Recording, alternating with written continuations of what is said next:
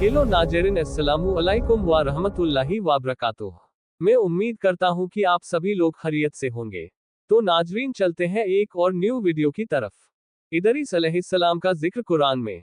हजरत इदरीस अलैहिस्सलाम का जिक्र कुरान में सिर्फ 2 जगह आया है, सूरह मरियम में और सूर अंबिया में।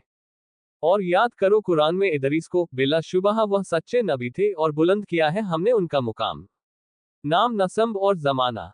हजरत इदरीस अलैहिस्सलाम के नाम, नस्ब और जमाने के बारे में तारीख लिखने वालों का सख्त इख्तिलाफ है और तमाम इख्तिलाफी वजहों को सामने रखने के बाद भी कोई आखिरी या तरजीह देने वाली राय कायम नहीं की जा सकती। वजह यह है कि कुरान करीम ने तो रुशद व हिदायत के अपने मकसद के पेश नज़र तारीखी बहस से जुदा होकर सिर्फ उनकी नबूवत के रुतबे की बुलंदी और उनकी ऊंची सिफतों का जिक्र किया है, और इसी तरह हदीस की रिवायतें भी इससे आगे नहीं जाती। इसलिए इस सिलसिले में जो कुछ भी हैं, वे इजरायली रिवायतें हैं और वे भी आपसी टकराव और इख्तिलाफ से भरी हुई हैं। इसीलिए थोड़े से लिखने के पेशेंजर इन दूर दराज से लाई गई बहसों से बचने की कोशिश की जा रही है।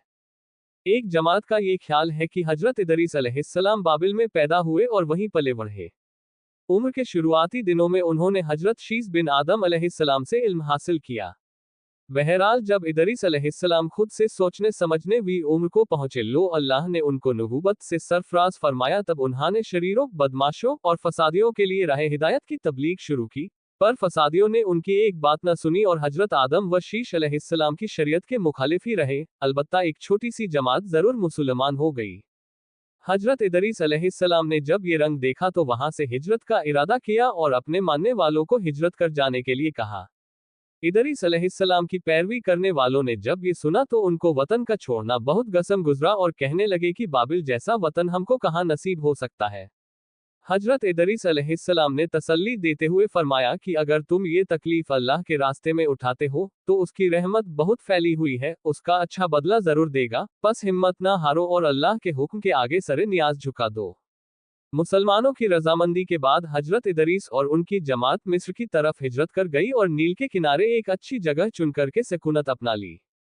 हजरत इदरीस अलैहिस्सलाम और उनकी पैरवी करने वाली जमात ने पैगाम इलाही और भलाई का हुक्म देने और बुराई से रोकने वाले का फर्ज अंजाम देना शुरू कर दिया।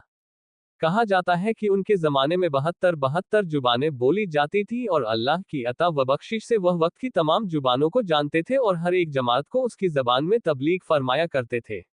एक रिवायत के एतबार से हजरत इदरीस अलैहिस्सलाम पहले आदमी हैं जिन्होंने कलम का इस्तेमाल किया।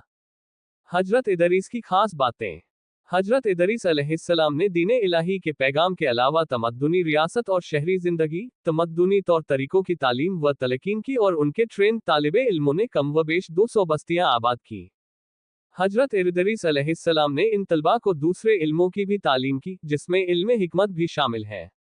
हजरत इदरीस अलैहिस्सलाम पहली हस्ती हैं जिन्होंने हिकमत के इल्म की शुरुआत की, इसलिए कि अल्लाह ताला ने उनको अफलाक और उनकी तरकीब और उनके जमा होने और अलग होने के नुक्तों और उनके आपसी कशिश के राजों की तालीम दी और उनको अदद ब हिसाब के इल्म का आलिम बनाया। और अगर खुदा के उस पैगंबर के जरिए से इल्म सामने न आते तो इंसानी तबीयतों की वहां तक पहुंच मुश्किल थी।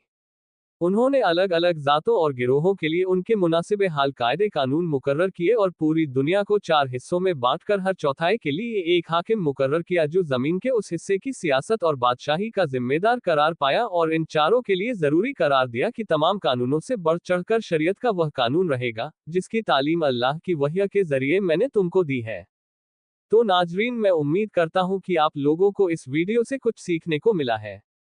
ऐसे ही वीडियो को देखने के लिए मेरे चैनल को सब्सक्राइब करें, लाइक करें और बेल आइकन को जरूर दबाएं, ताकि ऐसे ही वीडियो आप लोगों तक सबसे पहले पहुंचे। तो नाजरीन, आप और आपके परिवार का बहुत सारा ख्याल रखें। खुदा हाफिज।